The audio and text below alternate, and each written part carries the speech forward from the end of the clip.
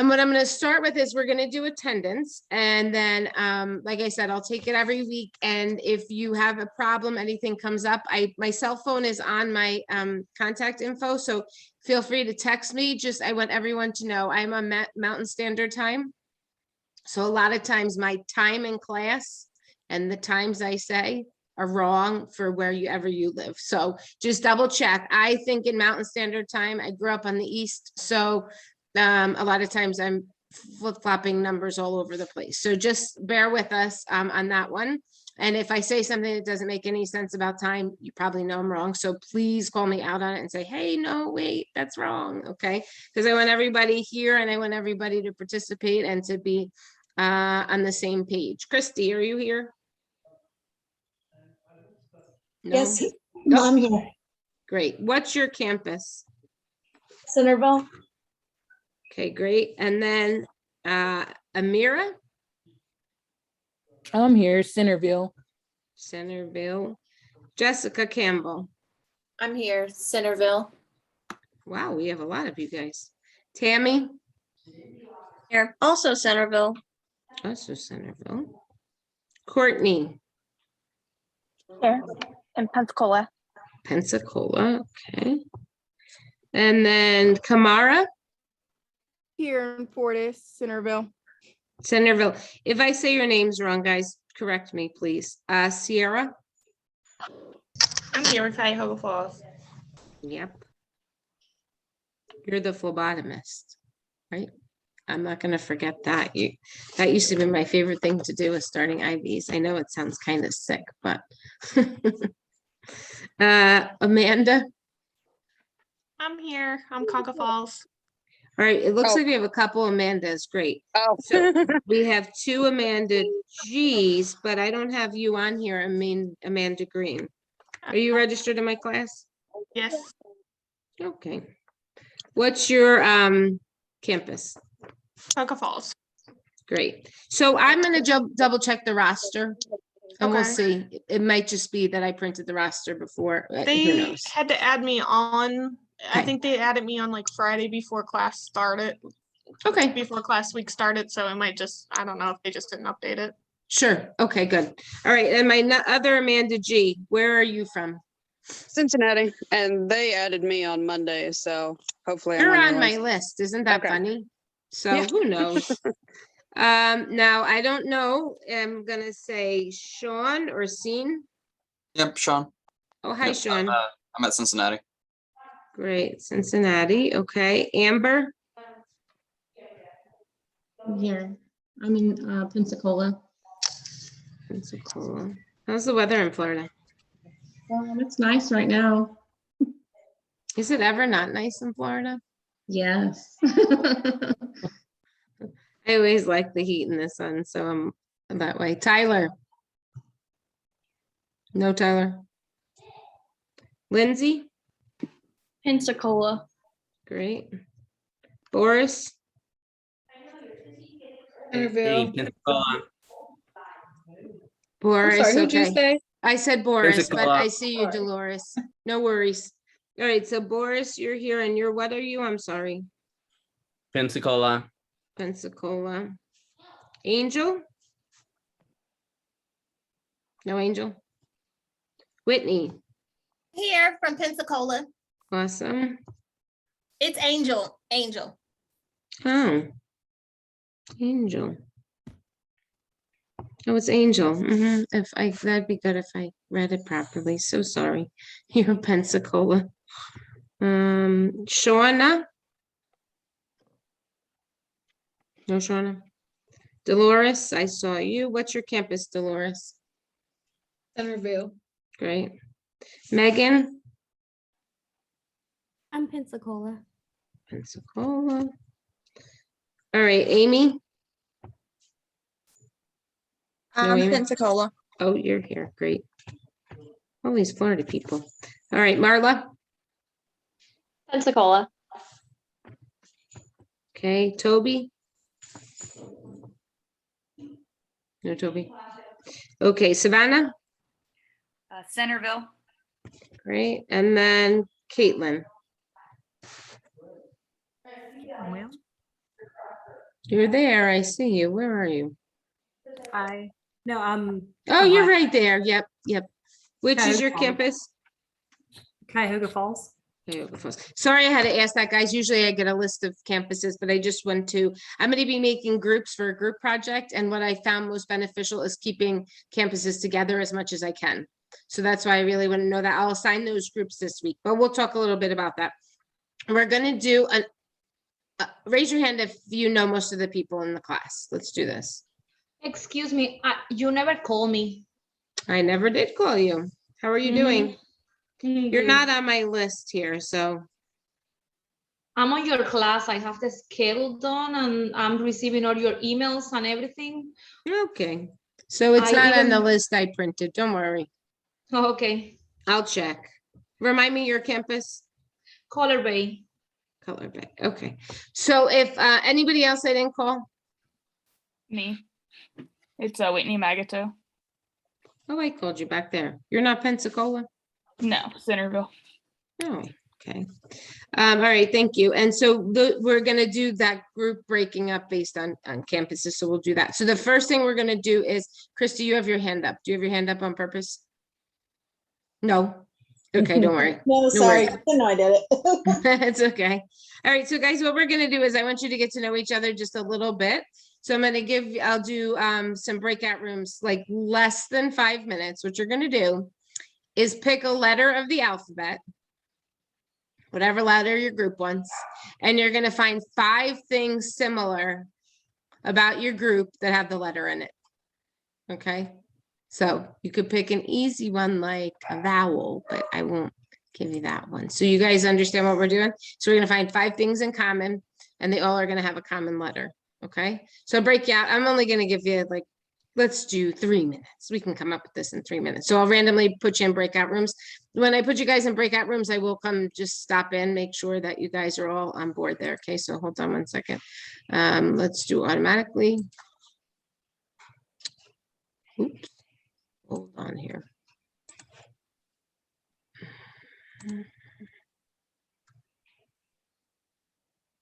Why is that recreate open all rooms? Oh, nope, we're all going to room 1. Forget that. Why is that not working today? Okay, well, let's do it this way.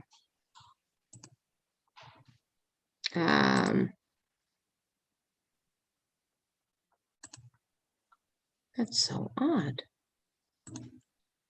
All right. I'll do it manually. Oops, I'll do it manually. I'm just going to do it alphabetical though.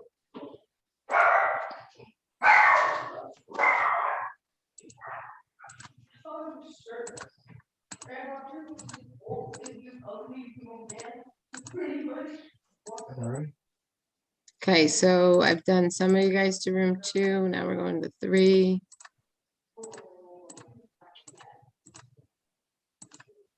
And we'll add another room and we'll do 4. Sorry, I don't know why it's doing this to me tonight. 4, and we'll do 5 rooms total. Okay, so I'm going to add 1 more room. Oops.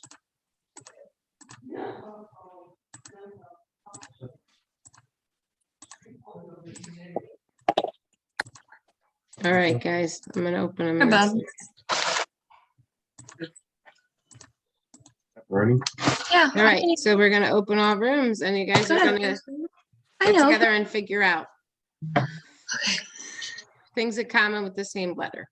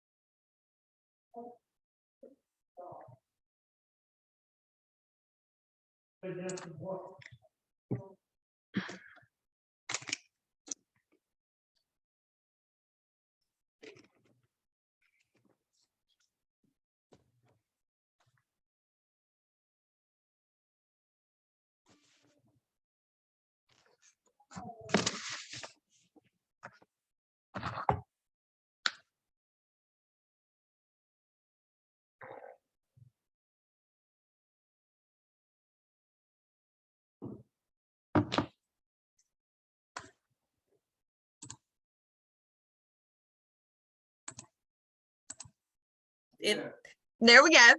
That's gonna work. Sure, why not? I'm down. How are we doing in here? Good? You figured something out? I think we chose F because we all go to Fortis. Oh, good. I like it. Clever. And then you just come up with 5 things that have the letter F in them that is similar among all 5 of you, 4 of you. So sorry. Okay. I know. Okay. Don't worry. You can Google the word. And Megan, I'm from Cuyahoga Falls campus. where's that at? Like by Akron, Ohio, or Akron. Oh, up north. Mm-hmm. How are we doing in here? Pensacola. Pensacola. We don't really understand the question, to be honest. No So worries. So you're picking one letter of the alphabet, whatever letter you want. Okay, so we picked E. Great. That's a fabulous letter because it's super easy. What you're going to find out is 5 things that you guys all have in common that have the letter E in them. So like, for instance, you're all women. Oh, so we don't have to start with the letter E. No, Okay. no. You just have to have E in it. Okay, got it. It's easy. E is a Okay. good letter. Okay. How about student? Yeah, Student. excellent. Good. Students, yep. Okay, cool. We all work in healthcare. We all care. What's your letter? Hey. Yeah, that's a good one. Your vowels are good ones. It just has to have an A in it. So, Amanda, you said healthcare. That's totally good. Yeah, you guys are- and our first and last names all have A's in them. Oh, very good. Look at that. There's not a lot of E's in, well, yeah. Interesting. Okay, good job. Keep going. Let's see. here. It's so hard. How are we doing in here? Do you guys get what we're doing? Oh, amazing. Yeah, we're almost done. I think we're Oh. done, actually. Yep. You're done? Mhm. Great. Yeah, we just move to the next group. We're fine. Okay. That's all I was doing was checking. You're exactly right. I'm just checking. All right. I think and everybody, you guys are done. Yeah, we're besties now. Okay. Let me go to this one and then let's see who's in here. Okay. Here. Did you guys get it all? We have our 5 words. I think we did it. We think we did it right. Don't worry. What was your letter? A. Awesome. So do you have 5 words that have the letter A in them? Yes. Perfect. You guys rock. All right. So I'm going to close up the rooms. Okay. Okay. Okay. Let's.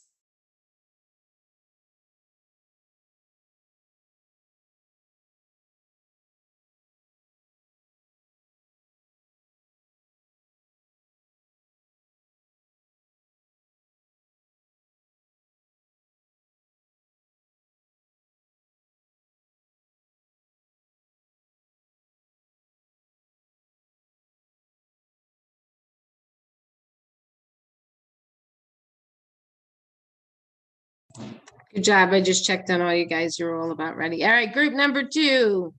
What was your 5 word, your letter and your 5 things?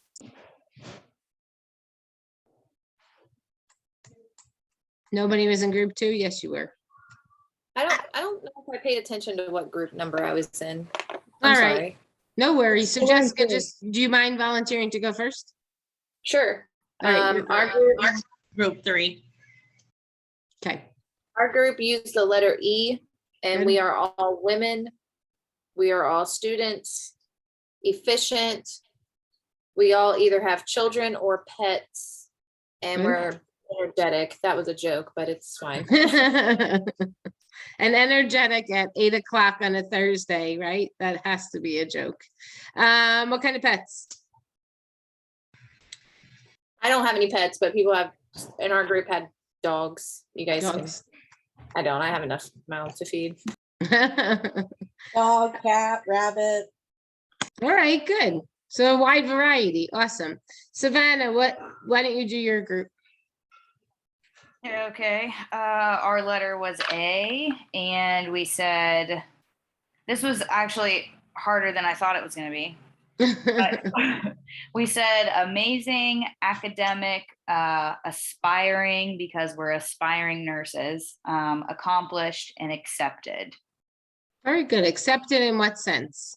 Like to the nursing program in the. Good. That was a good one. Acceptance. You're accepted, you're in it, you're surviving, you're breathing, you're walking and talking. All of that is amazing as a nursing student. Barely. We are. Barely is the I'll give you that. operative word. Shauna, did your group speak yet? You're muted. There you go. I'm having technical difficulties. I got kicked off and then my phone was messing up. So I barely heard what the instructions were. Uh-oh. Who was in your group? Do you remember anybody in your group? I think Sean was, Dolores.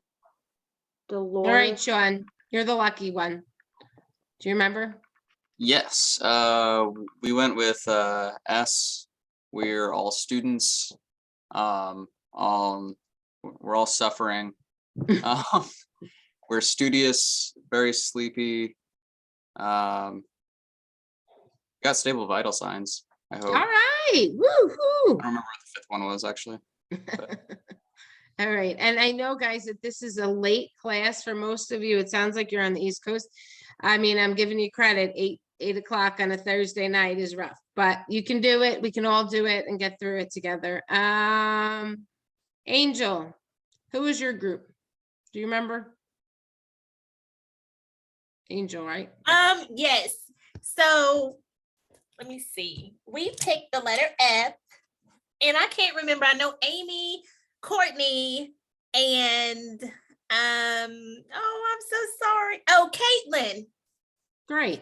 And Awesome. we picked the letter F, and we chose Fortis, fun, friendly, families, and future oriented. Very nice. Tell me anything about any of the families. What kind of families do we have? Do we have big ones, little ones, single ones? I have a husband. We've been together for 22 years. We've been married for 11 years, and we have 3 children, 18, 10, and 2. Wow. It's impressive. Yes. You and I have a similarity. I was with my husband 10 years before I married him. I waited around for 10 years. No, I'm just kidding. Must be the theme. So I've we're been married with- 20 this year. So we joke Oh, we've known each wow. other 30, but Awesome. that ages me to all of you, but that's okay. What group am I missing? Lindsay, did your group go? You did? You were there. Megan, did your group go? Savannah, you did it for us. Thank you. Whitney, did you go? Yep, I was with Jessica. Okay. Christy, I know your group went. Dolores, did your group go? Dolores? Boris, did your group go? You did? All right.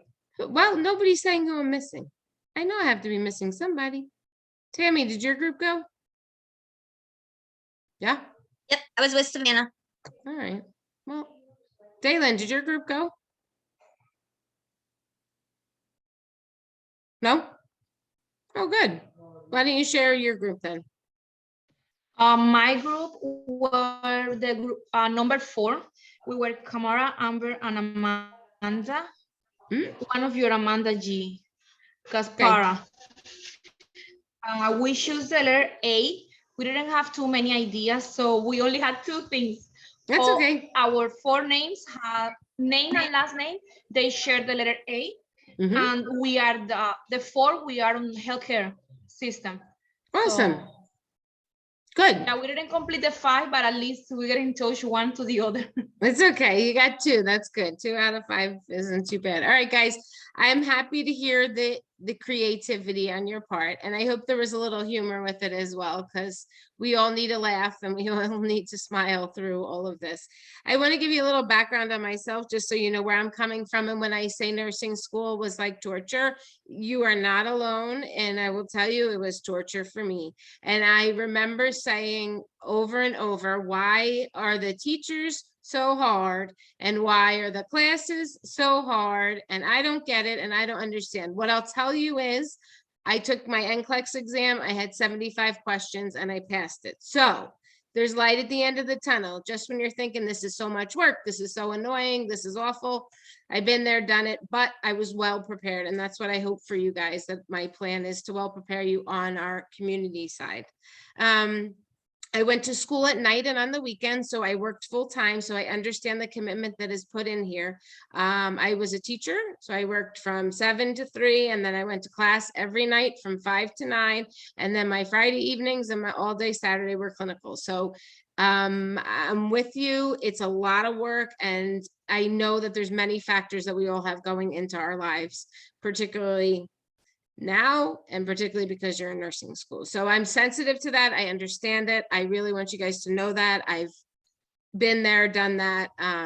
But you guys can do it too. And so if you ever need just an ear to listen to, I'm here to do that. If you need help, I'm here to help. We're going to give you lots of resources. I will tell you one complaint about community nursing, not my class, the community nursing program. You know, the actual class that 6 of us teach, is that it's a lot of work for 2 credits. So I'm just giving you that heads up there. That's feedback I've gotten from students, that it's a lot of work. But what I'll tell you is it's kind of, I find it really interesting because it's not a lot of like memorizing the disease process and, you know, where you're going to assess and how you're going to treat and things like that. It's really applying it more so. So a lot of common sense is used with community nursing. Everybody here should have had med surg already. If you did not have med surg, get in touch with me because this class is going to be difficult without having a med surg background. So we're going to start with our orientation. I want to mention to you as well that I want you all to know that I am human just like you are human. So if I make a mistake and you catch it, please correct me on it. I don't get offended. If I speak too fast, send me a text, send me an email. I tend to speak quickly. So I work on that, but I tend to speak very quickly. So if it's hard for you to follow up. Let's take a look at the orientation PowerPoint. All community classes are watching this week. It came from Dr. Brown directly. So we're going to take a look at that. So what it's going to do is it's going to go over with you guys the requirements for the class. And if you have questions as we're going through it, just let me know and we'll pause, because this PowerPoint does not come out to you guys. Okay, so what's on here is on here, and then we don't share it with students. So let's take a look at our PowerPoint. I always have about 17 windows open, so hold on. Okay, everybody can see my screen, right? Yeah. Okay, good. So we're going to do it as a slideshow. So welcome. April, we'll be finishing up our class in the last week of June, I believe it takes us to. So all of us, anyone here who's not been, you can say it in the chat because I can't see everybody. Anybody who's not done an online class before? So everybody, I think everybody has. So the thing about online classes is you have to attend the 2 hours a week, but a lot of the work is done outside of the classroom. So just remember that. We're going to try to be very interactive, like I've told you. I'm going to lead and provide the guidance, but I want your input and I want your feedback because you guys have your own specialties and your own life experiences, and that sometimes will make a concept way easier for us to understand. We're going to have weekly homework assignments and make sure you're completing your coursework. And you're going to have a really great time because you'll meet people that you would never, ever meet otherwise. Excuse me, if you weren't online, because you would never see them. All right, so when we're looking at who to contact, we're going to contact me first. There is a whole information about me and how to contact me and my office hours and everything under contact information on your about your instructor and contact information on your canvas. So if you have any concerns about on-campus stuff like a HESI that we will have at the end, that'll go to your campus dean, but always come to me first in case it's something I can fix. And then we have our National Dean of Online Nursing, which I hope everyone's familiar with Dr. Brown, Darlene Brown, and here's her email and her phone number, which I would jot down or just know this is her name because she'll pop up as someone you know in your Outlook, when you're using your Outlook. Okay, so my online instructor, I told you guys a little bit about me already. I started my nursing career as a labor and delivery nurse. I went from that into a charge nurse. And after about 7 years, I decided to do some telephone triage work so that I could expand my patients. And I did internal medicine there, which I really enjoyed, cardiac, pediatrics. I did a whole bunch of different offices. So then I returned back to labor and delivery and did that per diem. And I was a care coordinator for several years. And then my husband was relocated to Colorado from New Jersey. So then I came out here. I had a family crisis go on in my world. And so I then returned back to New Jersey to care for my mother, who I adored greatly. And to this day, tears come to my eyes to believe she's not with me anymore. But I went home for a year and cared for her. And then came back, and just because of my experiences with what my mom went through in the medical field, it really changed my look on nursing and medicine. So I thought, you know what, I want to do something for the community. I want to do something where not everybody is most sick, you know. So I went into school nursing, and I love it. It's a great job as a nurse. In Colorado, you just need to be a registered nurse. You don't need your master's to be a school nurse, but every state is different. You know, once I took a school nursing job, it was the first time in like 11 years that I didn't work Christmas Eve. So there's some really great perks about it. You have off at the holidays, you have off for winter break, you have off the whole summer. So as a mom, it's been wonderful. I have a beautiful daughter who is in 8th grade, and I have a lovely husband, and I have 2 little dogs that I'm sure you guys will hear because they think it's very important to bark in the middle of my classes. So I keep them downstairs and we try to keep them quiet, but listen, everybody's got their thing. So that's a little bit about me. You know, we're going to remember that online, we're going to be as professional as we would in a classroom, same kind of thing. And we want to be respectful of everybody's opinions, even if we don't agree, because as nurses, we work with tons and tons of people, and we don't always have to get along or agree, but we do have to work as a team. All right, so we have online. You'll get the information for next week. The week starts Monday at midnight and Sunday at midnight. 11:59 Pacific time. So all assignments must be in by 11:59 Pacific time. If I were you, regardless of where you live, I would just make it 11:59 your time, because I don't think I have anybody from the Pacific here, and it just makes it easier so that you're not late with anything. They say each week there are 2 standard activities to complete. This is kind of a little old because we only have 2 or 3 discussion boards that we do in this class. And so those things are due on a Wednesday, but it says every week. That's not true. It's only a couple weeks where we have a discussion board. And then Sunday with discussion boards, you'll have your 2 responses by midnight, but we'll go over that when we have the assignments. Okay, online cameras must be on at all times. No driving while you're in class, and don't be logged in at work during your scheduled class time, because that's not really fair to yourself, because you'll get pulled in a different direction. Okay, so just plan for 2 hours on a Thursday night, everybody, so don't schedule anything that way. Let's see what else we have. All right, late work policy, and this is something that I need everybody to pay attention to because there always seems to be a little discrepancy on this one. So I cannot accept late work unless you get an approval from me. That's first and foremost. What that means is if you have an emergency, you're going to email me and say, I have an emergency and this is what it is, I'm going to be late.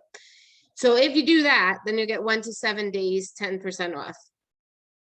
8 or more days, we can't accept it. And if you don't get my approval, we can't accept it either.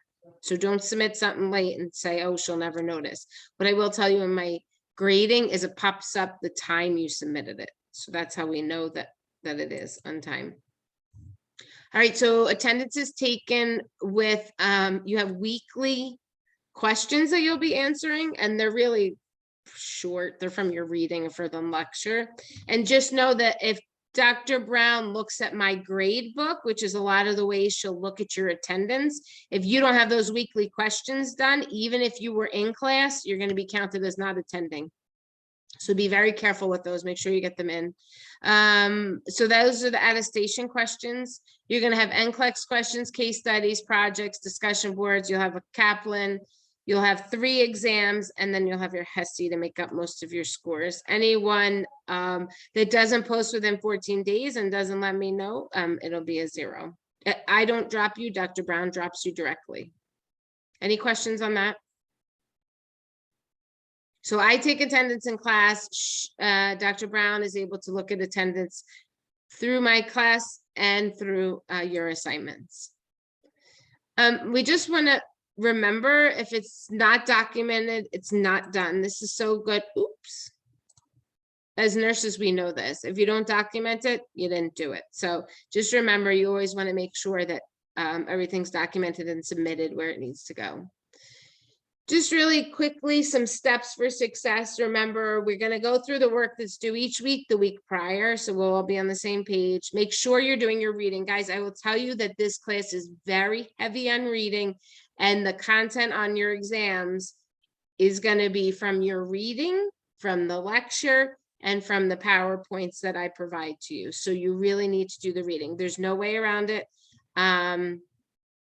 And then we are making sure we're going to class. This interactive lecture lesson, we're not going to have any longer, but make sure you're reading directions, rubrics, all that good stuff. Be successful, keep in contact with me. Anyone who's had me knows that. But if you get in touch with me and you contact me via email or text or whatever, I will answer you. I want you to know I get about 50 emails a day just from Fortis alone. So if you send me an email and I am not able to get to it immediately and it's something you need me to look at, just send me a text and say, can you look at my email? And that way it'll flag me to look at that particular one. I do look at them every day, though, I will tell you that. Log into your class about 4 to 5 times a week, because a lot of times I'll put stuff in announcements that maybe we missed in class or something you need to know for the upcoming week. So make sure you're logging into Canvas and looking at what's out there. And towards the end of the week, make sure, go back. I put dates in for each assignment. Make sure that you look at our week. And the only ones that do not have dates, because it won't allow me, are the case studies. So that won't allow me. So we talked about this a little bit. If I were you, most important here, I would print your syllabus out, because that way you can check off, this is what I've done. The syllabus will list for you the chapters to read for the week, the assignments for the week. So that's just a really good thing. I'm going to emphasize again, if you're missing something or you don't know what you're doing, you're going to contact me. Okay. Again, mandatory live sessions. They are mandatory. We're going to look at making sure that we're interacting with one another. We're going to go through participation and discussions. I like to do breakout rooms and different activities, like I said, so that you guys can use your knowledge and apply it to what you're learning.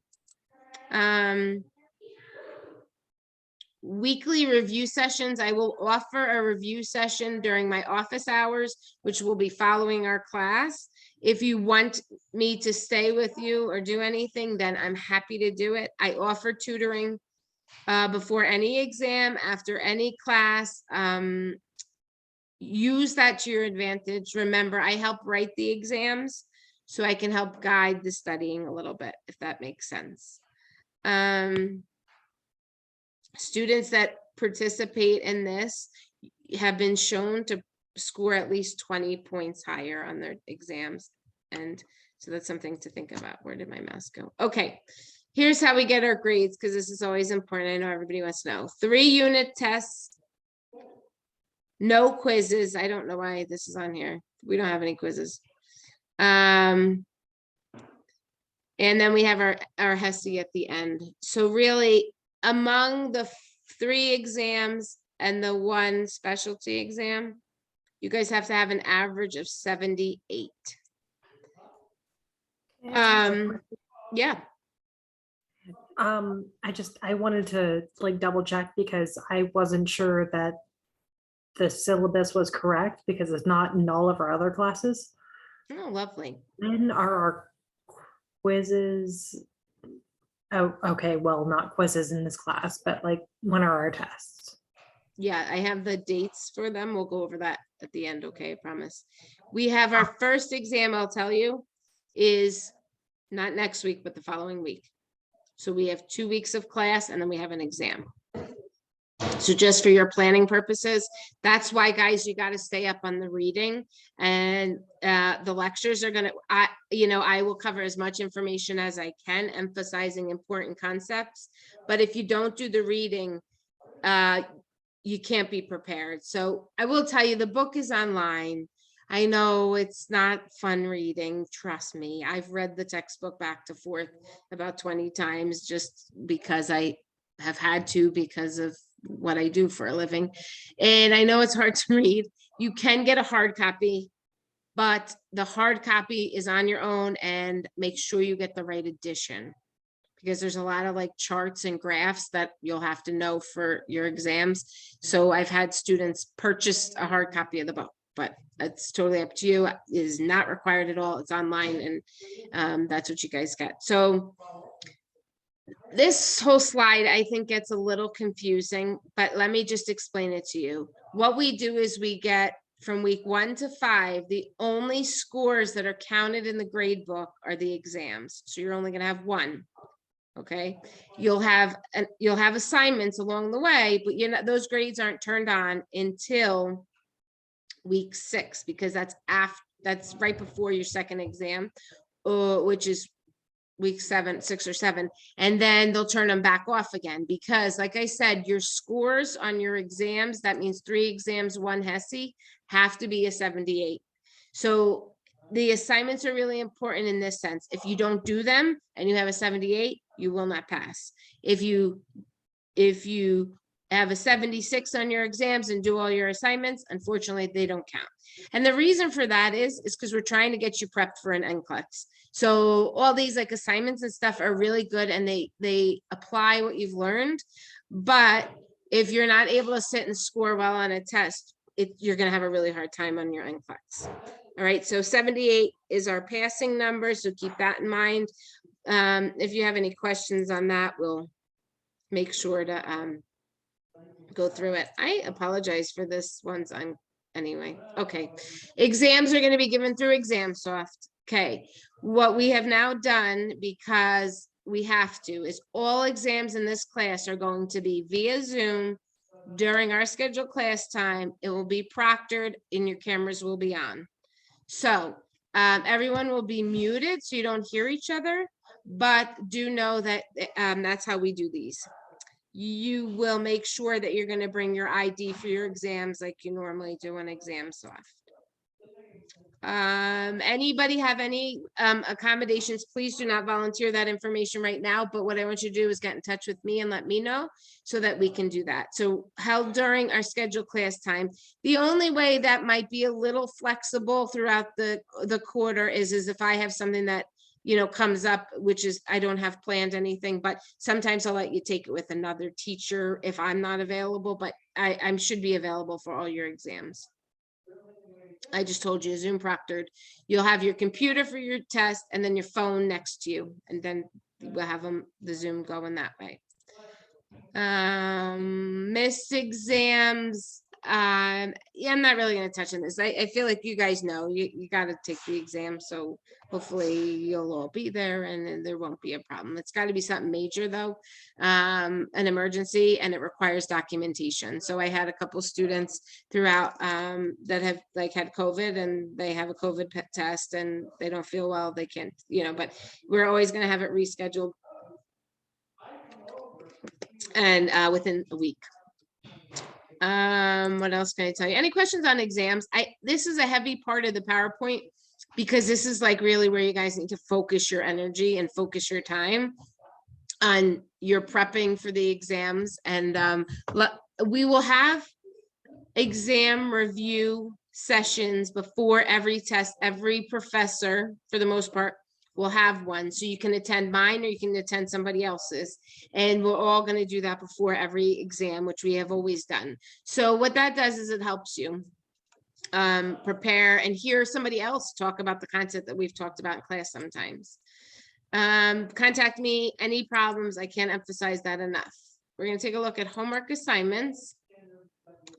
And what I told you guys earlier is make sure you print that syllabus, because that's going to tell you what's due, and then you can like cross it off or do whatever you do, put it in your calendar, whatever. Make sure you're prioritizing what's most important, completing the work and submitting the work. What I will tell you is on a lot of our assignments, they're not open until the week before. And what I would ask you is you stay on the week you're on. Don't jump ahead and do the NCLEX stuff, because you're not going to have the content down. So just follow where it should be. Plan and organize. We give you an example of a calendar. Anybody have something that works really well as an organization tool for them?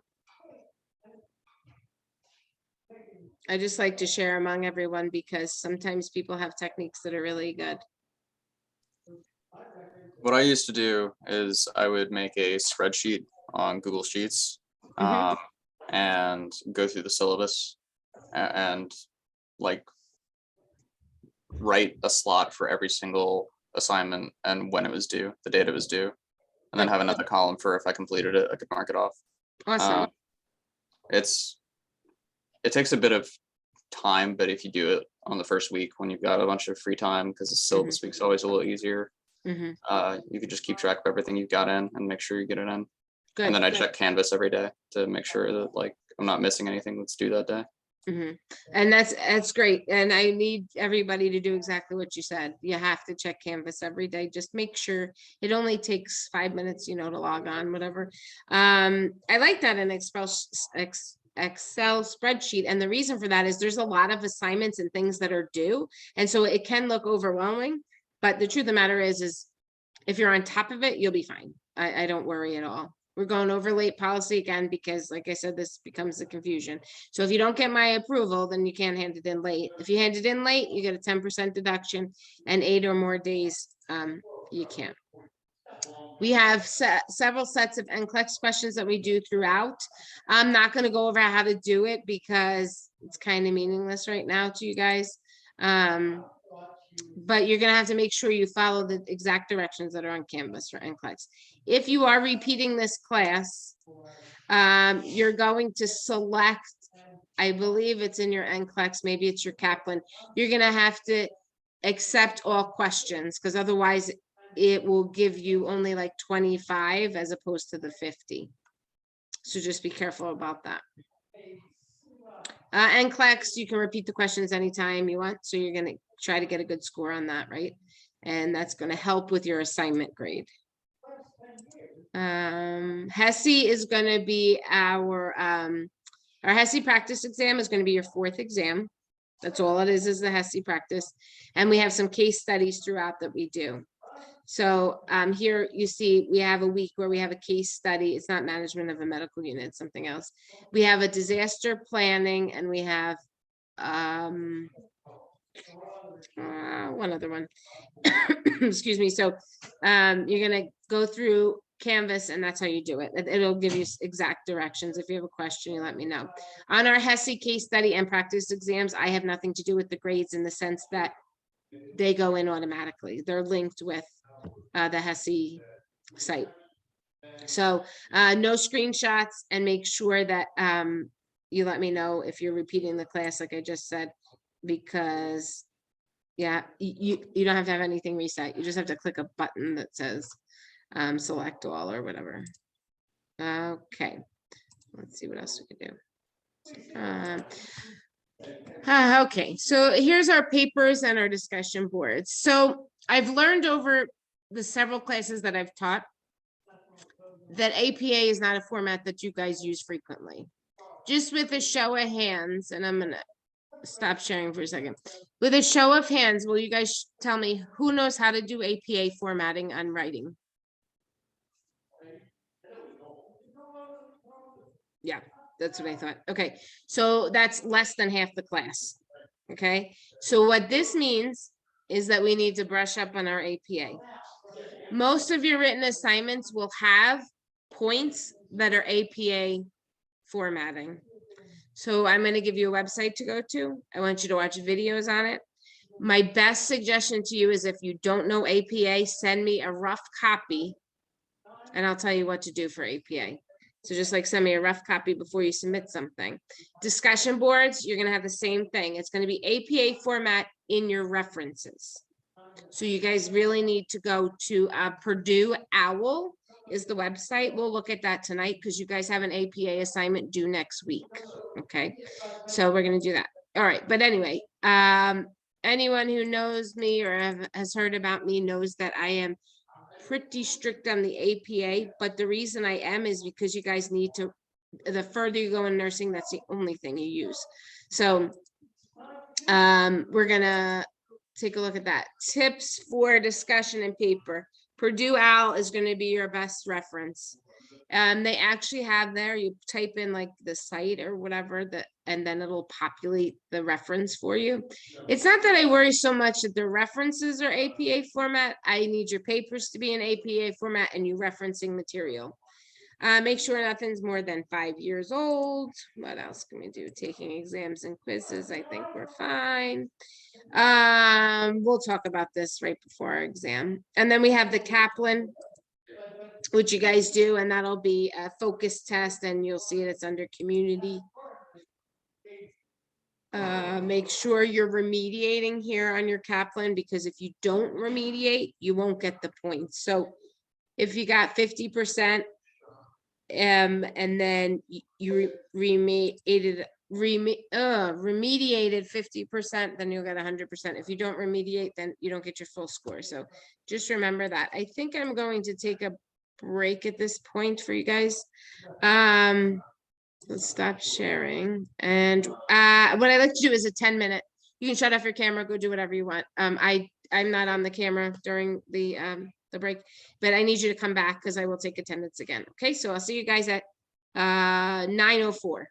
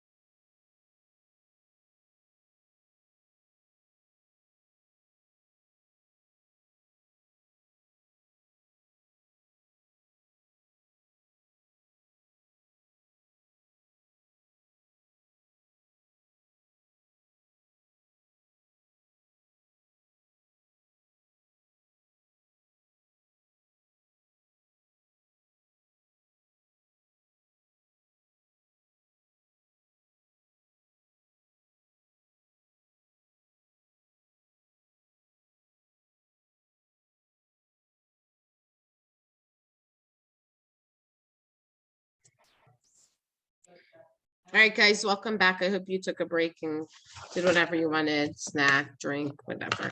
All right, so we were talking about grading and all that good stuff. Let me just take attendance real quick for who I see. Douglas. Mr. Campbell. Green. McCain.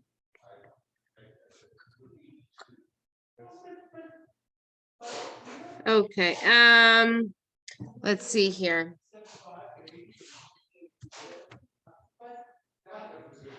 Marla, I worked with 2 doctors that had your same last name. It must be common. Is it common? I've never heard anybody else with my last name. Are you kidding? I worked with two physicians. It's Pineda, right? Yep. Netta, yeah. Oh, Pineda. So they were, that's funny. I haven't seen that name in a while. Amir, where are you, Amir? What's your last name, Amir? Cameron. There you are. Johnson. Long.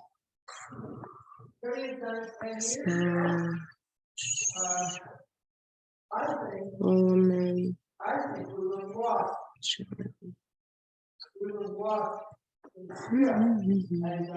Dolores, switch. Oh, there you are. I got you. Amy. Whitney. Toby, you here? No, you're not here. Shauna, you're here. I had you as absent.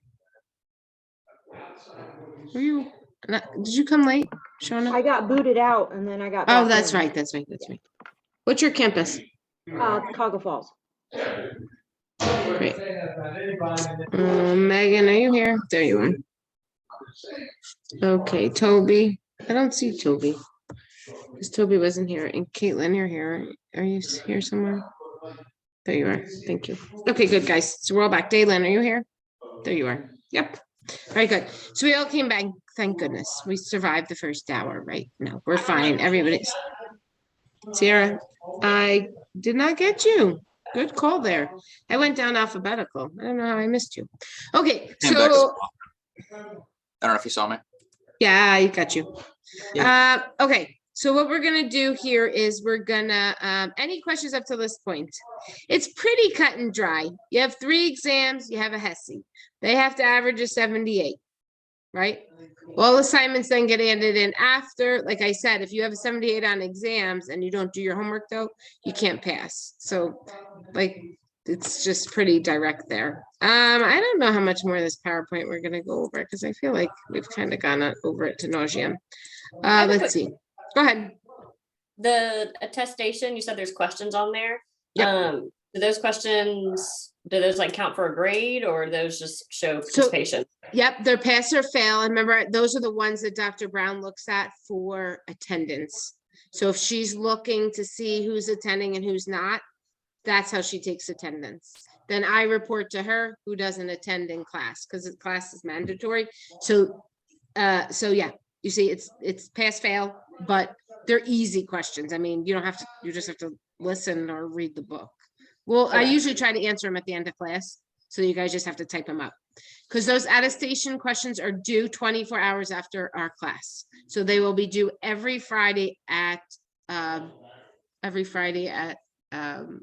whatever time, 8 o'clock your time, 6 o'clock my time, that kind of thing. On your HESI, you're going to be doing remediation packets. Has everybody taken a HESI so far? Yes. Good.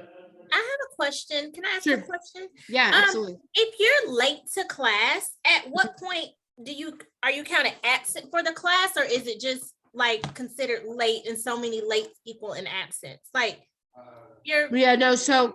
no. So if you're not here when we start the class, when I take attendance at like 6:03, then you're absent for the first quarter of the class. Does that make sense? Mm-hmm. So if you join the second half, that's still not attending full. And so that's it's not attending. Does that make sense?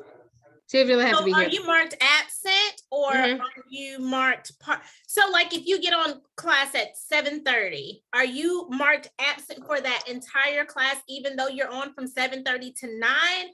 Or is it like, Yep. okay, So you have to be here for the 2 hours. okay, so late equals an absence. Okay. Yeah, late equals an absence. But like if you're running late or your children get, child gets sick or, I mean, guys, we live in the world of lots of things going on. I expect you here at 6 late o'clock, equals 8 o'clock my time, but Even if it's 15 minutes but I mean, I'm human. I'm not, an awful person. All right, so we talked about exams, showing ID. And good, we're done. Yay. So we're done that like blah. So any questions as far as what we're looking at for the syllabus, for the grading? No questions. Everybody understands you have to be here for the 2 hours. You have to take the 4 exams. Get us have a D8. You have to do your assignments. Any questions about that? All right, so what we're gonna do is we're gonna take a look at this week's assignment. I just have, oops, hold on. This week's assignment. So this week's assignment is kind of fun. And it's fun because it is a professional development paper. So really what you're gonna be doing with it, I'm just pulling it up and then I'll share my screen with you. What you're gonna be doing with your professional development plan, which is due, anybody wanna remind us when this is due? 17th, so Sunday. Sunday. Mhm, Sunday. Good. So Sunday is when it's due. Why is it missing? Show windows. Oh, come on. No. All right, so we're gonna look at this as soon as my computer cooperates. So listen, everybody's got our technical difficulties, me included here. Okay, here we go. All righty, so this is under your modules. So how the whole class is set up is probably like your other classes online. So here's our course welcome. You guys had an assignment to do on your course cafe if you read the announcement. So I saw some of you did that, good work. And then here we are at week 1. So we have 4 chapters for week 1. We have our professional development plan. And so we're going to pull this up and look at it together. Okay, due Sunday night. You're going to create a 2-year professional career development plan, which you're going to tell me about your goals and your plans. You're going to tell me short and long-term objectives and how your present career choices, or if you're a student, how that relates to your skill set, and identify your strengths, weaknesses, and areas for further development and plan of action to do this. Okay, so we have a nice little rubric, and this is how I grade. I pull the rubric up next to your paper. So we want to make sure we're including short and long-term goals, evaluate your current position, identify strengths and weaknesses. We're going to make sure it's well organized, has headings, main points are clearly identified, and no spelling or grammar. And here's our 3 points for APA. So it's a total of 9 points, but percentage-wise, it's a heavier weight assignment. So it's going to be out of 9 points, although 9 sounds little. It's a percentage that we will look at on your syllabus to show. So that's what you're going to do. It has to be an APA format. So I gave you in your announcements, everybody should have gotten a copy of a APA paper. And here, we'll pull this up. Can everybody see my announcements? You're all looking at Canvas with announcements? Okay. All right, so what I did was I did a post, okay? And then in the reply section is where I attached the actual paper template. So it's in Word. I will tell you, you guys will have one assignment that's in PowerPoint, and in PowerPoint, you have to make sure that you have that. It cannot be submitted on Apple, whatever it's called. There's an Apple thingy that's like PowerPoint, but anyway. All right, so this is your paper that you're going to work on. You're going to fill in here your first name. You're going to leave department. You're going to leave this, put my name and then the date. All right, now this is how an APA formatted paper will look. So what you're really going to do is Put your title at the Are we top. supposed to be able to see the paper? Yeah. It's frozen. Something's Your frozen. screen is frozen. We can't see the paper. Okay, great. Thank you. Of course. Now can you see it? Yes. Yeah, okay, good. Did you guys see where I got it from? In Canvas? Yes. Okay, good. Okay. So here we are, and here's our goals. So you say short-term goals and objective. You leave that heading and you double click right here and start typing. Okay? And So then what happens if we already turned in our paper? Because I didn't realize there was like a template. I've already submitted this no assignment. worries. Yep. So what you're gonna go back and do is cut and paste your assignment into this to get full credit. Okay. You know what I mean?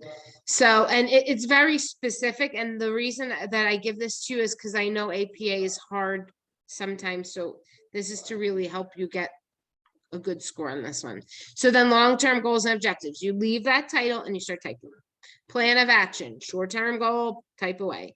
Current position. So everywhere it says start your narrative here is where you're going to type your stuff. What this does is it gives us titles so that you guys make sure to include everything, okay? And the bottom, we have our references. What I want you to do is to find one APA reference for this. So that means if you are a unit secretary and somewhere in your paper, maybe under a current position, I want you to find an article that speaks about being a unit secretary and how that helps with nursing. Are we clear on that? So you're just going to find one. And when you're doing your references, you're going to go to the Purdue Owl. Is anyone familiar with Purdue Owl? I've used it once or twice in the past. Yeah, once or twice. I know it's bad because what happens in community is the way the class is written is really you need APA format. Like they want you practicing it, but then you guys haven't practiced it much, so it's kind of strange. But anyway, but we're gonna get good at it. You'll get really good at it. And like I said, your best case scenario is you're gonna send me a copy, and then I will take a look at it. So one other question about that template. So do you want it more like in paragraph form of whatever we're going to say under those headings, or do you want it more like bullet points? No, thank you. No, it's written. It's a paragraph written. Okay. It's because APA format can be those bullet points, but not on a paper like this. Does that make sense? So you're going to be writing paragraphs under the headings. I'm sorry, but I kind of did not see where you went. I'm looking. No worries. We'll go back. I'll go back and show you. I'm going to share my screen. Hold on. Okay, so if you go under our announcements, and then week 1 professional development plan, click on that. And then I have here is your guidelines and everything. And then under reply, the first thing I have here, that's your template. Okay, so I got to try to switch that to a PDF. It didn't come to me as a PDF. It should be coming as a Word document, not PDF. See, I can't click on that. That's where I was at the first time, but I thought that was It's wrong. okay. Stay on after class. I'll email it to you. Okay. Okay. All right. Any questions about that? So, does the cover sheet count as one page, or do we No. need 2 Okay, so we need 2 pages in it. Okay, so it's 3. So it's actually 4 pages because you're going to have a cover page. You're going to have your 2 pages of writing, and then you're going to have a reference page at the back. Good. And just to clarify, I'm sorry if you said this already, but we're downloading it from as your template from the announcement that's in a Word document form. And we submit it with a specific name that you outlined in the rubric. Are we submitting it as a Word document, or are we submitting it as a PDF? Yep. Nope. Okay. Word. Got You're it. going Thank to you. save it and submit it under where it says submit assignment or whatever. Easy peasy. Good. All right. So what we're going to move on to right now is our first couple chapters. But what I want to hear from you guys, and you can do it in the chat, you can do it out loud, whatever you like. What do you think of when you hear the word community?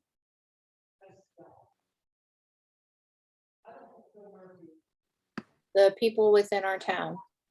Good. The TV series. Good. I like the sense of humor. What else? Where People else? of the same, for the most part, same socioeconomic situation, seems how they're living in the same kind of community. Good.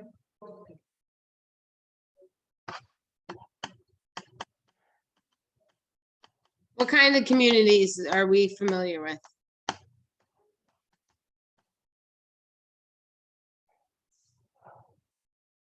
All right, we'll try this a different way since nobody's answering on this one. Jessica, you want to answer?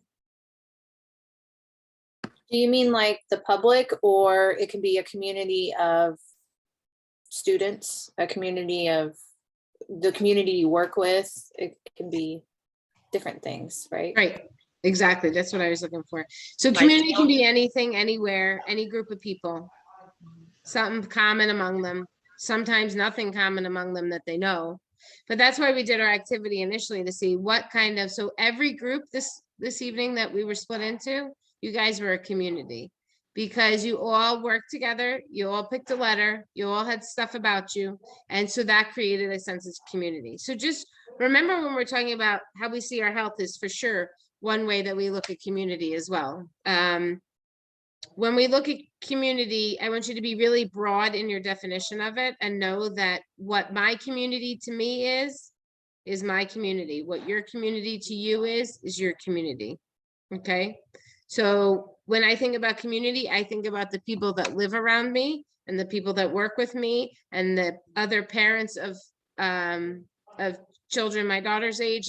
So I have a lot of several communities that go in circles, right? Sometimes they overlap and sometimes they don't. So our whole class is about different types of communities and how we handle them and what we see with them. So our first chapter was chapter 1, and it talks about, let me open this up for you. I'm not sharing my screen yet, so give me a second. It's going to talk about community-based nursing and community-oriented nursing. And I really want you to know this. This is a good question on a test, and it'll be like the difference between the two. So we're going to take a look at, I sent you guys all, did everyone see the PowerPoints that were sent to you? So each week you have PowerPoints that go along with your chapters and your reading. And so what I like to do is send them out, and then we may go over the PowerPoints. Sometimes we do, sometimes we don't.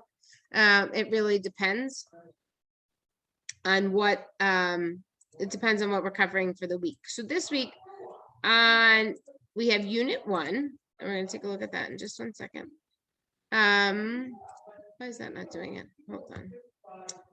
And we're going to look at community-oriented and community-based. Does anybody know either of these terms? What are we talking about when we say community-oriented?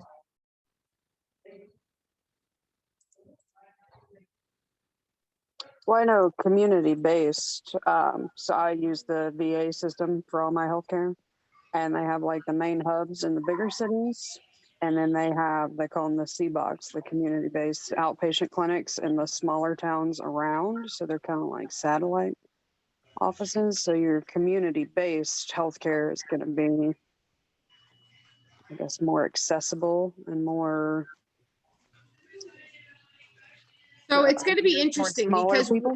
yeah, so one is going to be about illness, the care of the illness care of individuals and families. And one is going to be more broader, where we're going to look at the healthcare of an entire community. So a huge group of people. So when we looked at community-based nursing, we see that it is the focus on the illness care of individuals. And when we look at community-oriented, we're looking at promoting quality of life. We're looking at large groups. How can we make it better? The word orientation, is anybody familiar with the term orientation?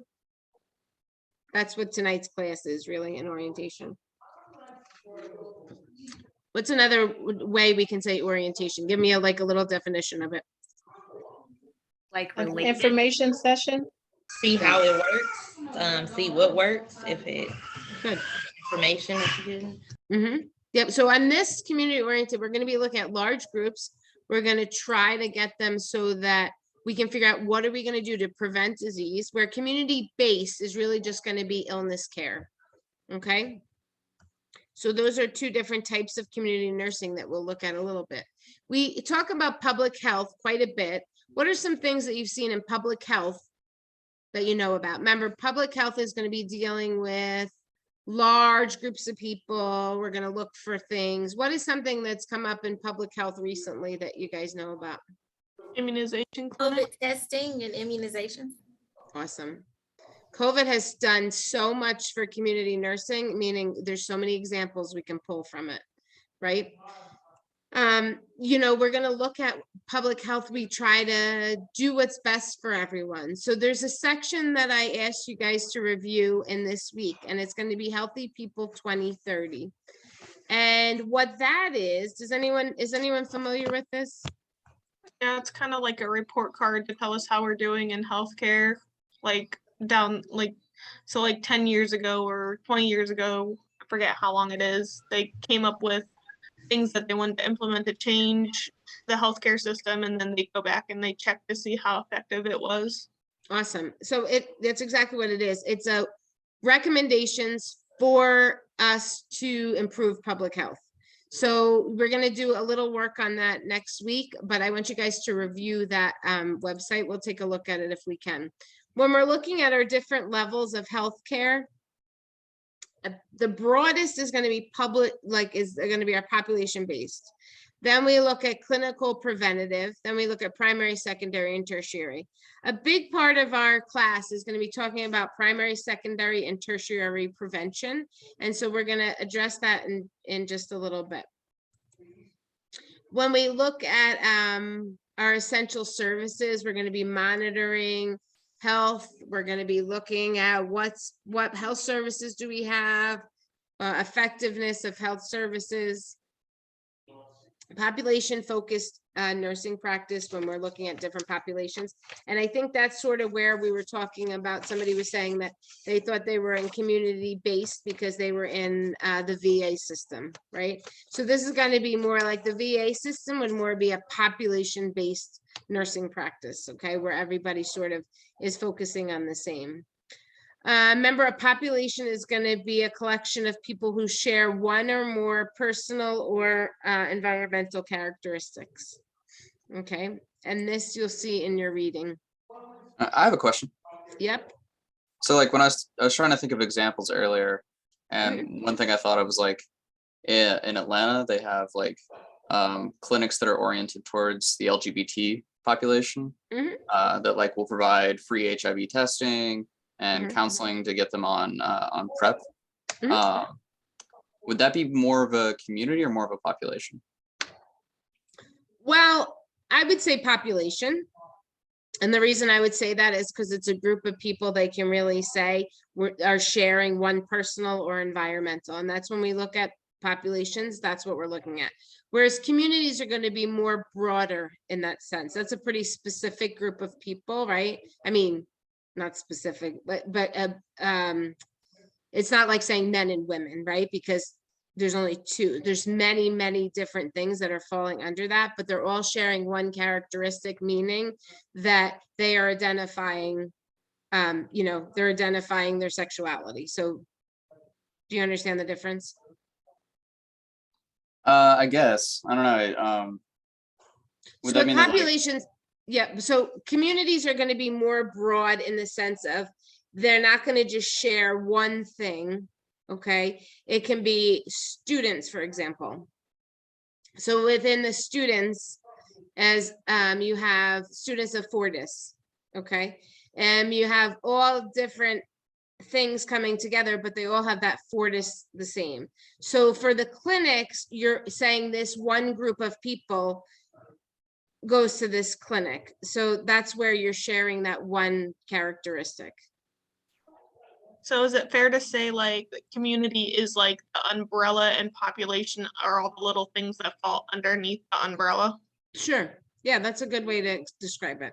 Because they all go to that clinic, but they all go for different things, but they still got the one thing in common.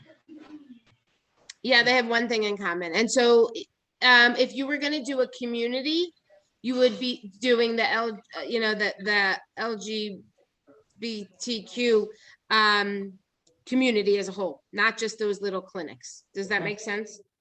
Oh, yeah, I was just brought up the clinic as an example of one place that serves the LGBT community. Right, so that clinic. Because they're Yeah. higher risk for HIV transmission. Yeah. So Yeah. getting resources funneled towards testing and pre-exposure prophylaxis would be. And who warranted. runs those clinics? Because that's magnificent, I think. Who runs them? I'm not sure who runs them. The one I know of is called Positive Impact, and it's in Decatur in Atlanta. So I'm wondering if it's how it's funded. You I'll know, have to look that up. yeah, I'd be curious because that's a wonderful, it's a wonderful, wonderful, wonderful resource to have, you know, to provide something like that because everybody needs healthcare and whether they want it is something different, but to provide options is always going to make people feel a little more comfortable in doing what they want to do, right? We have a couple of those clinics here in Pensacola as well, and a lot of them are funded by grants. So are they state or are they federal? Do you know? I believe they're federal. That's a wonderful. I was not familiar with them, so thanks for sharing that. That's a great resource that a community health nurse identified somewhere along the line because somebody figured out this was an important thing to do. And usually, I will be honest with you, oftentimes it's those community nurses that are out there. They're with the people. They know what they want. It says my internet is unstable. I hope I don't lose you guys, but I shouldn't. I mean, all right. So any other questions about that? I think we just missed a lot of what you said. You went blank, but you're back now, I guess. I'm back now. I probably didn't say anything too interesting. No, just kidding. I think we were just sort of wrapping up about the population versus anything else. So what we want to know though on community-oriented nursing and community-based nursing, which we've just covered the differences there. We have 3 nursing models when we're looking at it. So we have the illness one, we have the wellness, what can we do better, making health a better place for everybody. And then we have our public health, which is very specific. Our goal in our community-based is going to be to manage those sicknesses. Okay, we're going to make sure we take care of our acute and chronic. And then we have our community-oriented where we're going to try to prevent. This is where our levels of prevention is going to come into effect. So we have primary, secondary, and tertiary. We'll talk about this several times, but just as a reference point, when we're doing primary prevention for a community, what we're doing is we're preventing something from happening. And then we go to secondary, which is like your next one. And so that's going to be screenings. Whenever you're screening a group of people, that's going to be secondary prevention. Once we get to tertiary, it's going to be when somebody already has something wrong, and then they're going to have to get that treated. So a good way to remember is primary prevent, secondary screen, tertiary treat. That's just a good way to remember that. Challenges that we see for the future. We know that we're having more community settings. We're trying to reduce people in hospitals. We know that the population is growing. We're having all kinds of changes like that go on. Oops, I'm gonna stop sharing for that. So we have those kind of things going on there. That really covers chapter 1 for you guys. Emphasis there again is going to be on our community-based versus community-oriented. Public health, what we're looking for at public health. I want you to remember, remember the 2 different types, and oriented is kind of given a big broad picture. That's how I like you to remember it. And so that's how you can remember the 2. Okay. It's going to be like for big groups, big, large people. Any questions on that one? No, people are shaking their head. No. All righty. Chapter 2 is going to be history. And what we're going to do is we're going to go through the history, but I'll tell you what to emphasize and what not to. But before we do that, let's look at Healthy People 2030, our website. I will pull it up for us now because this is something that we're going to work on for next week. Now, somebody said they didn't know how long that had happened, that we had Healthy People. So we had it, we've had it for several years at this point. The last one was 2020. So when we look at this, this is going to be we're looking to help the communities at large. We're going to talk a lot about social determinants of health. And let me see if this picture will come up for us. Okay, yeah. So when we're looking at our social determinants of health, does anybody know without reading this what it is? Our social determinants of health. What it is the way I like to remember it is social determine. So what it is, it's different things that are going to work together that are going to impact people's health, wealth, and wellness. Okay. So economic stability, you're going to have your education, healthcare access, neighborhood, and social and community context. Can anybody think about how someone's economics is going to impact their healthcare? If they can't afford healthcare, they're not Or going their medications. Good. If they can't afford it, they can't get it. What else? They may not have good nutrition. They can't afford Why wouldn't it. they have good nutrition? Maybe if they can't afford healthier foods. Good. Yeah, exactly.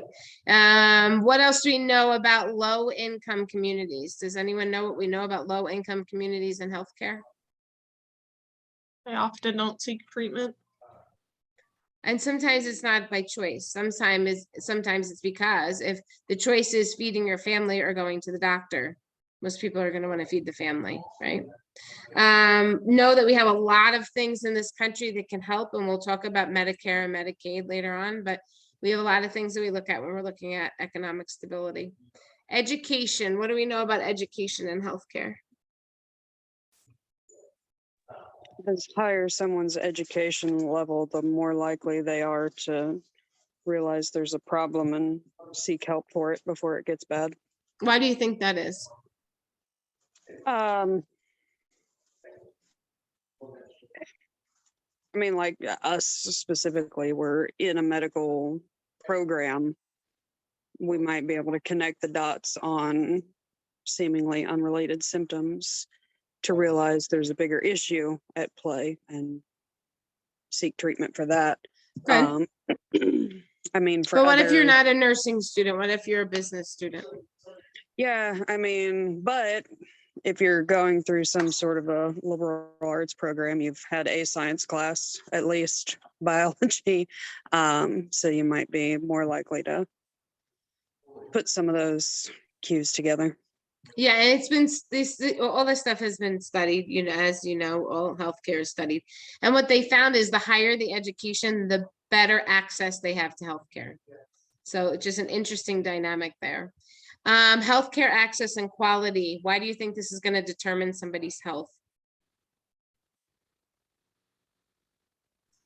If they can't get to a hospital or a doctor's office, then they can't get to one. Or if it's a crappy place, then they're not going to get the best quality of care. Mm-hmm. So we're going to see a lot of this when we talk about rural healthcare, because you're going to have one medical center for 300 miles, right? And so is that the best medical center as going into Manhattan, where there's the top 10 within 40 blocks? You know, so think about that when we're looking at our communities.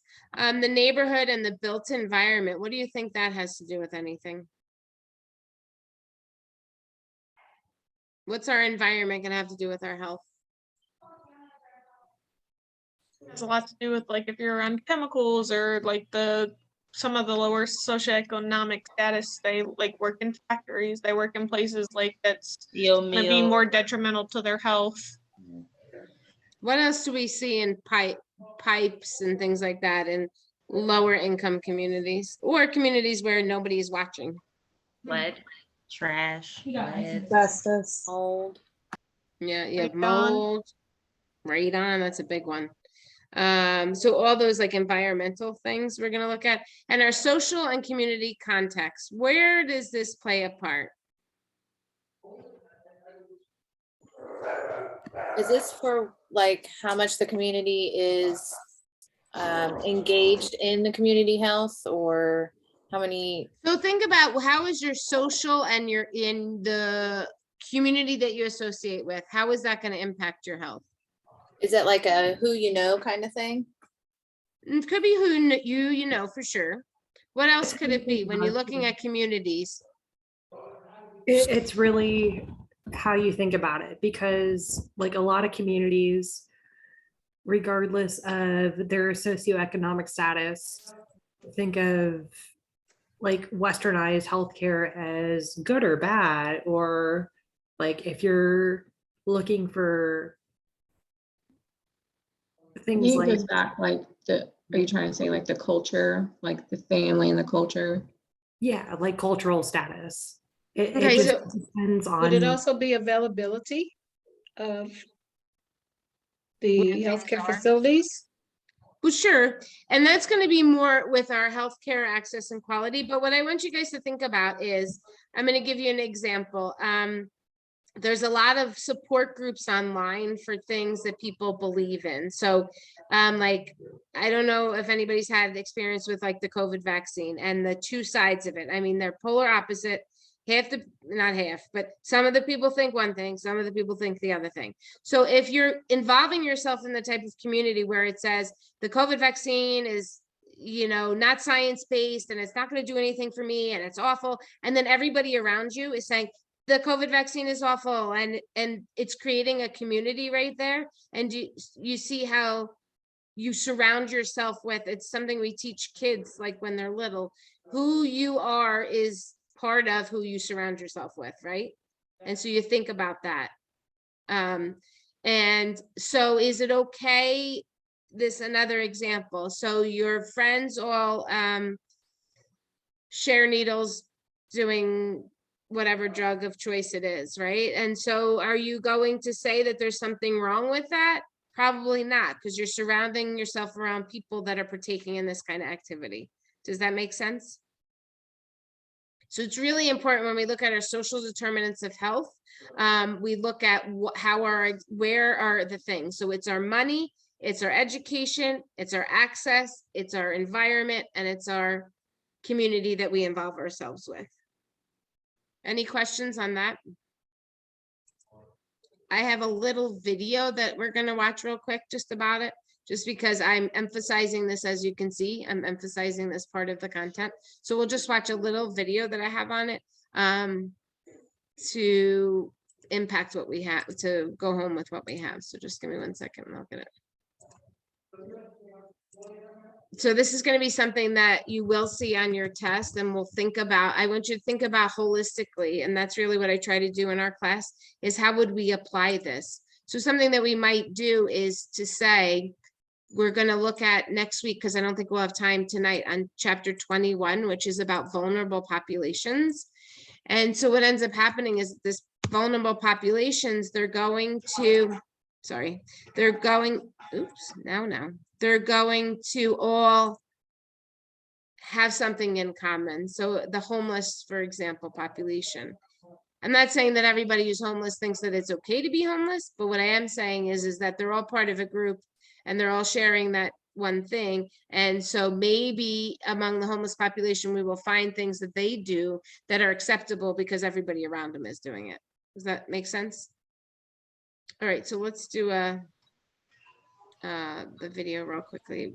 We'll just watch a little bit of it. Come on.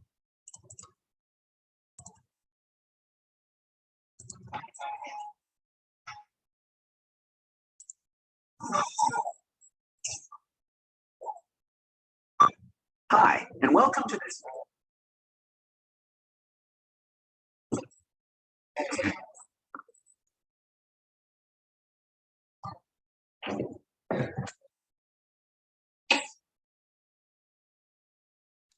Is there supposed to be audio playing?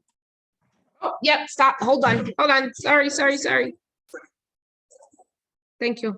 Oh, well. Hold on 1 second. I got to do something on our Zoom when I share the screen. Hold on.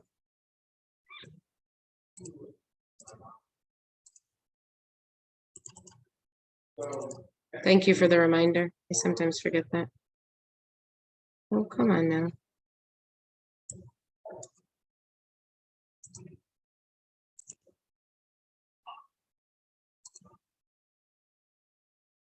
Hey now, come back. All right, there should be audio now. Hold on. Not just between individuals, but also across different population groups. Are you guys seeing the video? We were. Not Okay. the video, but we got the audio for a second. Whereas in Australia, it was 83 years, a difference. Sorry, I'm just making it bigger for you guys. You might of have to 33 years. Yeah. You guys should be hearing it, yeah? Here, But there listen. are differences even within countries. For example, in Australia, the life expectancy of Indigenous people is about 10 years lower than that of non-Indigenous people. Within a population, health is also influenced by social status. People with higher income, a higher level of education, and a better occupation have better health and a greater life expectancy. Health status can change as well. For example, studies of migrants have shown that the type of diseases, health behaviors, and risk factors are different in migrants compared to those in their country of origin. So why is there so much variability? To answer that question, we must understand the factors that can influence health. Let's have a look. A person's health is influenced by a range of factors called determinants of health. These include who they are, individual factors such as age, sex, and genetic makeup, and also what they do. This includes their health behaviors such as smoking, physical activity, alcohol use, and diet. Health is also largely influenced by the conditions in which people are born, grow, live, work, and age. These include their social and community networks, the socio-economic, cultural, and environmental conditions that people live in, and also health systems. These are collectively called the social determinants of health. The social determinants of health are ultimately shaped by the distribution of money, power, and resources at an international, national, and local level. They have a marked influence on health inequities, which is the unfair and avoidable health differences between different groups of people within countries or between countries. Now, there are many different social determinants of health, working across many levels and with complex interactions between them. So, to understand and explain how these determinants influence and interact with each other to affect health and well-being, several models or frameworks have been proposed. There are many different frameworks that do this, but let's have a look at one useful framework developed by the World Health Organization. According to this framework, there are two broad types of health determinants that influence health and can lead to health inequities. These are structural determinants and intermediary determinants. Structural determinants refer to the socio-economic and political context in which a person is born into and lives in. These include governance, how society organizes itself to make and implement decisions, economic, social, and public policies, and also the social and cultural values that communities place on health. These factors can determine and lead to the unequal distribution of material and monetary resources, which shapes a person's socio-economic position. The socio-economic position describes a person's place in society, which can affect their exposure, vulnerability, and outcomes to conditions that have an impact on their health. The socio-economic position is determined by a number of factors such as education, occupation, income, gender, race or ethnicity, and social class. The socio-economic position in turn affects the intermediary determinants of health. These include material circumstances, like the quality of housing, the financial means to buy healthy food, clothing, or other requirements for healthy living, and also the work environment. Psychosocial circumstances, like stressful living circumstances, relationships, and social support, behavioral and biological circumstances. In addition to these, health systems have an impact on the type and quality of healthcare available to people.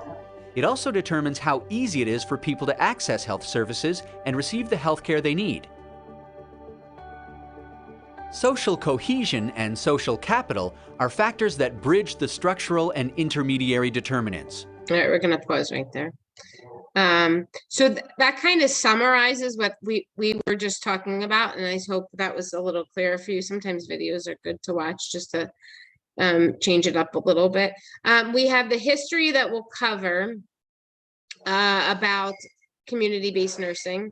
Know that it starts all the way back. Now this goes to your PowerPoint, but I'm not going to pull. Do you guys want me to show you the PowerPoint for 2 or just go over it quickly? Do you like PowerPoints? Who cares? Nice, but it's okay. Yeah. Okay. Well, I'll just have you look at something other than myself. How about that? Oh, nope, I don't have to. All right. So we're just going to do it quickly. So know that it goes all the way back to like the ancient times. There's several different things that we want to talk about. The Lillian Wald is a historian that I want you to know about in your reading. American Red Cross, Rural Natural Services, we know about those kind of things that we've worked with. Occupational health nursing is another area that they discuss in chapter 2. We will spend a week on that, so I wouldn't worry too much about that. Know that back in the 1950s, what has happened from the 1950s is laws have gone into effect to really help us with public health. So we see public health nursing in the 1950s, it first started getting into nursing programs, nursing education programs. And then in 1952, it went to the associate degree nursing programs. And then in 1969, the American Association of College of Nursing was established. So we think about that. In the 70s, with community nursing, we see hospice and how that works. 79 is when Healthy People was first introduced. The 80s, we see the rise in healthcare. And then 85, we had the National Center for Research developed. 88, we had the IOM, the Institute of Medicine report, which helped us. And so all these things along the way have really created community nursing and health as it is today. So I want you to just know a little bit about that. I'll be more specific on who I want you to know. I want you to know Lillian Wald, and I want you to do some reading on that in chapter 2. And what else? All right, we are going to stop now because I'll do chapter 3 and 21 next week with you guys because I don't want to overload you tonight. It's been a ton of information. We're going to, like I always like to do on the end of class, is we're going to share, look at our syllabus together. And so that, oops, hold on. We look at our syllabus together so that we know what's due, when it's due. We'll look at our attestation questions too, because we can all answer them together. And then what I want you to do is you just type it up and submit it. So we're gonna share, oops. All righty, so we're on week 1. We talked about our professional development plan. Are there any questions at all on that? That's due Sunday by midnight. No? Okay, you have 4 chapters to read this week. You have 4 PowerPoints that were sent out with them. You're gonna follow along with the PowerPoints with your reading. All right, we're gonna look at our live lecture attestation. When is this due? Within 24 hours of this class. Yep. So when is that? Tomorrow at 8. Tomorrow at 8. Yep, tomorrow at 8. If you're, oh, listen to me. If you're Eastern Standard Time, which I think is there anybody who's not? I feel like everybody is. Yeah, everybody is. Okay. What is the policy for late work and % deduction if not turned in on time? 1 to 7 days is a 10% deduction after. Needs approval. Say that again. Needs approval. Good. That's the primary. Yep, needs approval. And then we heard 1 to 7 days. 10%. Is it 10%? And then after 10 days is a 0? Yeah. No, after day 8 is a 0. Oh, sorry. Yeah. Yeah. And then define primary care. That's going to be in your reading, and I'll pull up our book together. We can look it up right now so that everybody is on the same page, and we will have our book. Everybody knows how to access the book, correct? Vital book source. I have several ways I do it, but is this how you guys do it? Vital source. Are you seeing my screen or no? It's blank. Yeah. Oops. Okay, so this is how I pull up my book, right? You'll see I'm not even on the right chapter, but hold on. So primary care, one way that I will give you a clue for some of these questions. Come on now. If you have like define in your attestation, use your search book, your search bar. So we're looking for primary care. And then you just click it, and I will tell you, because we're doing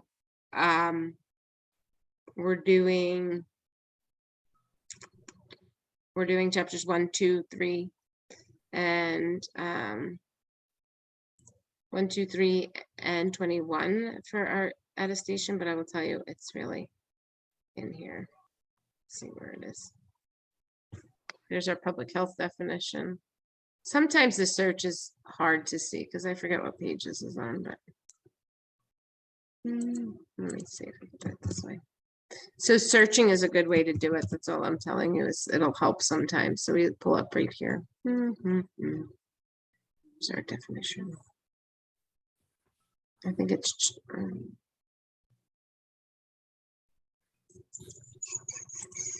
You said that we were going to go over it every week during our lecture as well, though? the answers to the questions. Mm-hmm. The reason I do that is so you guys, it's not a lot of work. If you guys don't want me to go over them, I won't. But that's what I usually do, just so that you guys can log off and type it up. You know what I mean? It's appreciated. Yeah, it's just to help you. So no, primary health care. Okay, so as defined by WHO, PhD, which is defined differently than primary care, public health. It's going to be this chapter right there, and that's on page 30. So it's going to be primary health care, calls for healthcare improvements and reemphasize the need for public policy makers, public health officials, primary care providers, and leadership to improve healthcare delivery. There's several definitions of it. I will tell you that throughout the book, but there's one. So if you want to use the one I just gave you, go for it. If you want to find another one, because there's about 4 different definitions. Are we good with that? That's your attestation. And then at the bottom, you just say attended, just like attended lecture 414. How do you get to those questions? Because I don't see those. When I click on it, it just asks me what day did I attend the live session, and I put in the date and I hit submit quiz and it's done. I don't see questions. I go back and I'll show you how you The get. questions are before you hit take quiz. It shouldn't even say, it says take quiz on yours. Yeah, it always tell it. Ours, we click on take a quiz, and usually the it'll questions have that are underneath. See, mine looks nothing like that. Mine just tells at the top. Let me look at. Mine doesn't look like that either. Doesn't look like that either. No. Let me see if I can't try screenshot or something. Hold on. All right, so how you guys would do it is my understanding, and this is how it usually goes.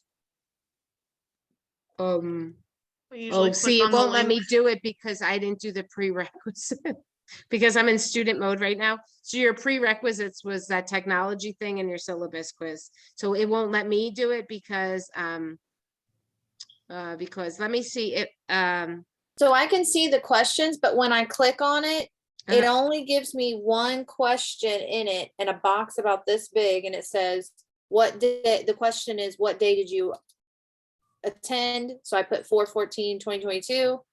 And anybody else have this no other problem? place to put these answers.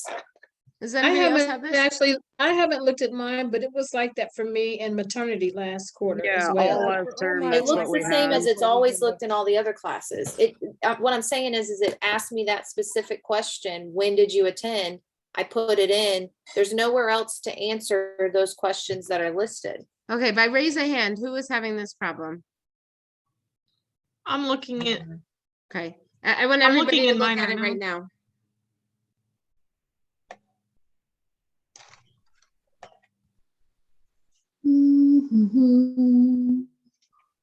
So when you click on the box, it actually gets bigger. So I think that we're just supposed to put like number 1, answer the question because we know what the question was, number 2, and number 3. I know, but I feel like it should be there for you. That's so confusing. Here's the thing. I have the question. The questions are before you hit take quiz. So all Right. the questions that we need to answer are before taking the quiz.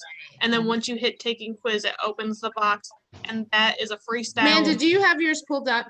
Yes. Yeah, I Can you do. share your screen? Sure. Oh, Jessica Campbell shared something in the meeting. Hold on. So when you open up the attestation in modules, in big bold letters in the middle, it says instructions. And underneath the instructions, it has 1, 2, and 3. It's the questions that you're asking for. So then you hit the blue box that says take quiz. See, that's And- Amanda's screen. That's how it looks. That's on what mine. yeah. So the That's questions are the first Oh. 3 questions before you hit take quiz. Okay. And once you hit take quiz, it just opens basically like a freestyle typing where you put who you saw, I see. answer your Right, where question, you can and put then you number hit 1, submit. number 2, and number 3 inside I the box. gotcha. I see. And I they're up see. here too. And Okay, there you go. Thank you. See, on that part, when it says input the date of attendance, I just answered that question. I didn't put, you know, see, when you click inside the box, it'll get big and you can put all of the answers inside that box. So yeah, I can Amanda, type in go number down on your open screen. it then, because I was just simply answering that question thinking there would be another box or whatever the case may be to answer the questions. So Yeah, this is the only box you get. I think you should be able to get back in there and do it again. Yeah, you should be able to edit it. Yeah, you can I go think back you and can take- submit it as many times as you want technically, because it's like an unlimited amount. It's just But remember, it shuts off. It's going to shut off on you guys right. at the due time. All right. Thanks, Amanda, for sharing. I appreciate that. All right. So what else do we have? Anything? It took us to the end. So guys, do your reading, please. And I'll tell you why. I need you to do the reading because I told you we have this week, we have next week, and then we have our exam. And that exam, we won't be lecturing during the, that week, but the content's coming from week 1 and 2. So we covered 1 pretty thoroughly. 2, I gave you a broad overview. 3 and 21, we will cover next week. Oh, and what day do you do your reviews before the exam? Sure, I'll do it the Friday, but the week before the exam on a Friday at 4 p.m. my time, 6 p.m. your time. The reason I do that is so you guys get it in before the weekend. So if you want to study through the weekend, I mean, we're lucky because we're Thursday. So we'll have class on Thursday. I'll do a review on Friday, and then you'll have the exam that following Thursday. So do you post the review? Because I have Yeah. class on Fridays. Yep. Yeah. All the professors will post their reviews, and I will post mine, and Professor Price will post hers, Dr. Lundy will post hers, that kind of stuff. Okay. Okay, if you guys have any other questions, I will stay on. If you have no questions, have a great night. It was nice to see everyone, meet everyone. I'm sorry it was a little dry tonight. It was just content we had to cover. So otherwise, take care of yourselves and stay healthy. Thank you. How much? I do need to get the Word documents for the. No worries, stay on with me, okay?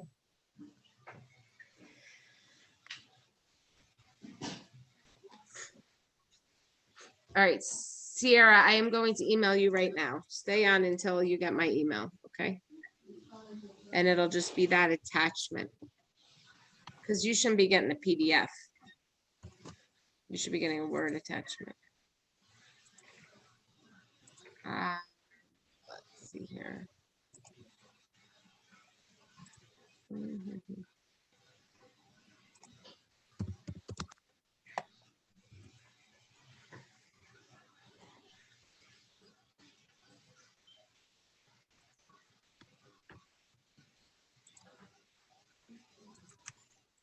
Okay, so I'm gonna send it to you right now.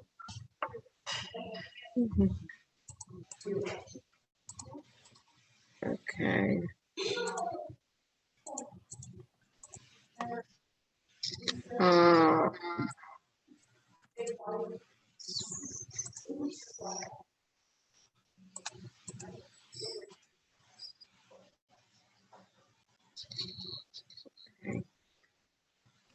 Everybody else who's on with me, do you guys want to go into private rooms individually, or do you have general questions? For Doesn't me, I matter.